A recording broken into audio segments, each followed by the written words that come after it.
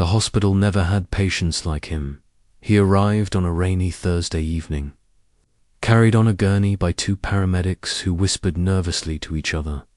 His eyes were wide and unblinking, reflecting every flickering light in the hallway. I was assigned as his attending nurse, though none of my colleagues wanted to touch his file. It was strange, the way the room seemed colder when he entered, and the way machines nearby would beep without reason. He didn't speak at first, only stared at the ceiling as if it were a canvas of some unseen horror. By the third hour, he opened his mouth, a rasping whisper that made me step back. "I know how everyone will die," he said, his voice like gravel sliding down a hill. I laughed nervously, thinking it was delirium from trauma or drugs. But then he began naming people in the hospital, patients and staff, and for each, he described an exact, gruesome death.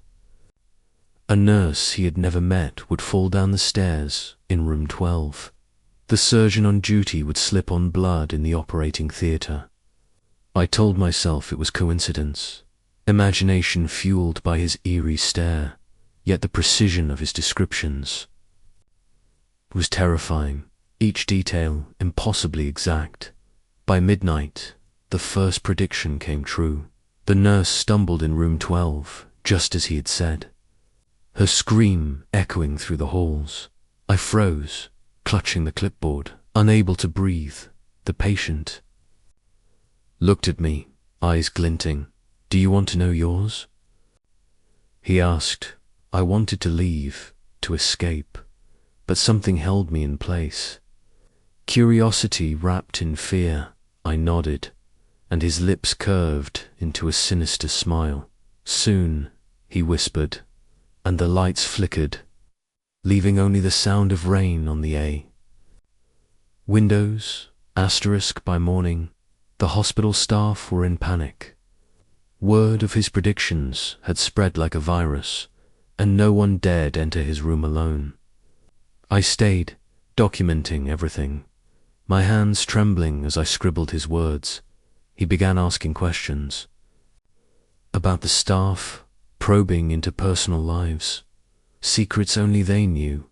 "Dr. Hamilton drinks at night. He will choke on his own wine," he said calmly. Every detail was correct, down to the stains on glasses and the bottles hidden behind cabinets. I realized that he didn't just predict death.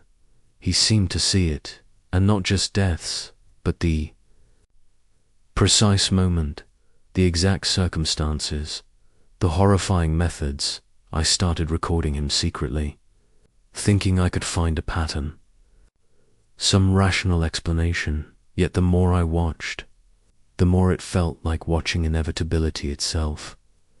Patients who had laughed and joked in the corridors would disappear, their deaths brutal and shocking, each one matching his words exactly. One evening, I asked him, voice barely a whisper, "Why? Why do you know?" He turned his head slowly, eyes locking on mine. "Because it is already written," he said, and a cold breeze swept through the room. I couldn't shake the feeling that the hospital itself was alive, feeding on our terror. Every beep of the monitor, every drip of medicine, seemed like part of a larger, sinister design. By the end of the week, the death toll had risen. Staff were trembling, patients were terrified, and he continued to smile, whispering the names of those yet to come. The walls themselves seemed to shudder when he spoke, and I began to wonder if he could see beyond the hospital, beyond the city, beyond life itself. Sleep became impossible. I would wake drenched in sweat, hearing his voice echoing through empty halls.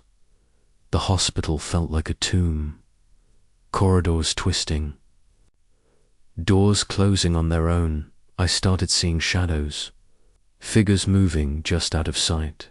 The patient spoke less, but when he did, it was in riddles, each one more horrifying than the last. "Your turn is coming," he said one night, and I couldn't tell if he was talking to me or the building. Staff began disappearing faster. Some found in impossible positions, some never found at all. I tried to leave, but the city seemed to trap me, streets twisting like mazes, rain turning into sheets of water that blinded and disoriented. I returned to the hospital, drawn like a moth to flame. The patient was sitting in the corner, hands clasped, eyes fixed on nothing. "I know how it will end," he whispered, "and so will you." I realized he wasn't human. Not entirely. Perhaps he was a conduit, a mirror of fate itself, feeding on the inevitability of death. And the more I stayed, the more I saw that. Everyone around me had already been chosen. I could almost hear the countdown, the silent drumbeat of mortality. My colleagues were gone. The hall's empty except for me and him, and as I watched, I saw shadows moving toward me, figures from his. Predictions, each one grotesque, waiting to fulfill what was already written. Asterisk, I knew I couldn't escape. The patient had predicted it, and I had read the notes, memorized the horrors, felt them in my bones. The shadows closed in, whispering my name, twisting the air with icy fingers. I tried to run, but the halls stretched endlessly, doors leading. Only two more darkness. He watched silently, smiling, as if the fun was just beginning.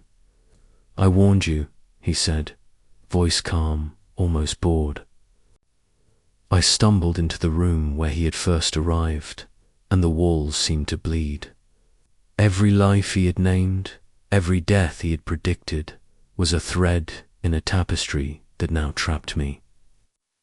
I screamed, but my voice was swallowed by the hospital. And then I saw it, the final vision, my own death, precise and unyielding, a figure in white, reaching for me, shadowed and faceless. The patient whispered one last time, "It is time." I felt the cold wrap around me. The world fading, my last thought a chilling realization. He wasn't a man, he wasn't a patient, he was the inevitability of death. And I had been waiting for it without knowing. The lights flickered once more, the rain fell harder, and then silence.